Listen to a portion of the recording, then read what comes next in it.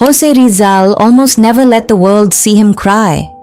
Not the friars, not the Spanish courts, not even the firing squad at Bayan. But one night in Europe, one man watched the untouchable hero of the Philippines break down completely and weep like a child. His name was Galicano Apacible, and history almost forgot him. Before he witnessed Rizal's most private pain, he was simply Kanoy, a boy from Balayan, Batangas, born June 25, 1864. And he shared something with Rizal that few of the hero's famous friends could claim: blood. They were cousins. When Kanoy came to Manila for his studies, he did not merely meet Rizal, he lived with him in the crowded boarding houses of Intramuros.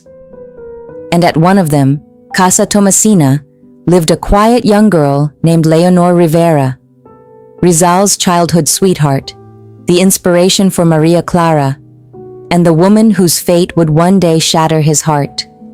Remember her name.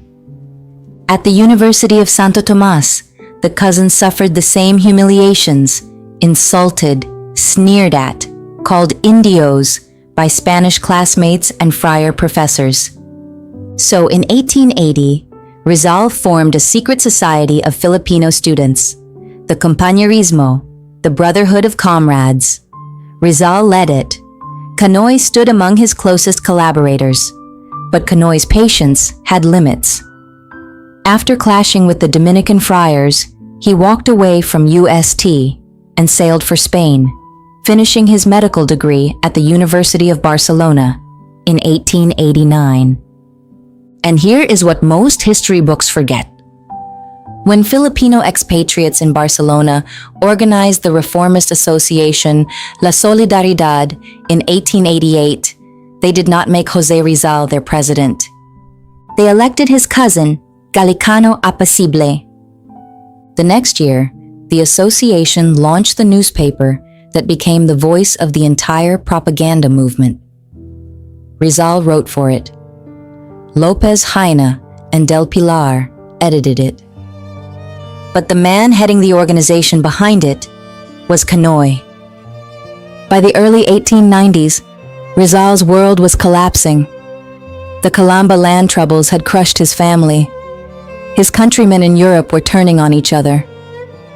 He had one hope left: Leonor Rivera, his fiancée of many years, his lover by correspondence. Then the letter came. Leonor had married an English railway engineer. According to later recollections, Rizal broke down and wept like a child, the untouchable hero, shattered in front of those closest to him. And in many retellings, the man in the room that night was his cousin, Kanoy. Rizal could not even bring himself to tell Blumentritt for months. Their paths split. 1892. Rizal exiled to Dapitan. Kanoy, marked as a subversive, fled to Hong Kong and joined the revolutionary junta. December 30th, 1896. 7 bullets at Bayan.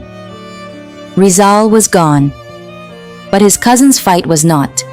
In 1899, as American forces crushed the young republic, Apacible wrote to the American people an appeal, pleading with Americans to honor the liberty they preached. He came home a statesman, governor of Batangas, co-founder of the Nacionalista Party, and in 1917, the first Filipino Secretary of Agriculture and Natural Resources. In his final years, when writers painted Rizal as a man who opposed revolution, Apacible took up his pen and fought back, insisting that those who had lived, studied, and struggled beside Rizal knew the real man. Apacible was injured in an accident in 1944 and later went blind in 1947, living out his final years in frail health. He died on March 2nd, 1949. Some sources give March 22nd, buried at La Loma Cemetery, one of the last men alive who had heard Rizal laugh, argue, and weep. Heroes are not made of marble. The man who wrote Noli Me Tangere and walked calmly to his execution also, at least once, wept like a child when love and fate broke him. That doesn't make him weaker. It makes him real. And blessed is the friend who witnesses our lowest moment, guards it with dignity, and spends a lifetime defending our name. If you believe the truest brotherhood stays loyal even after death, type Kanoy in the comments. Follow Penis Unlimited. Share this with a friend who would defend your name when you're gone. And don't miss the next episode of Rizal's Brotherhood. Because history remembers heroes, but heroes are carried by friends.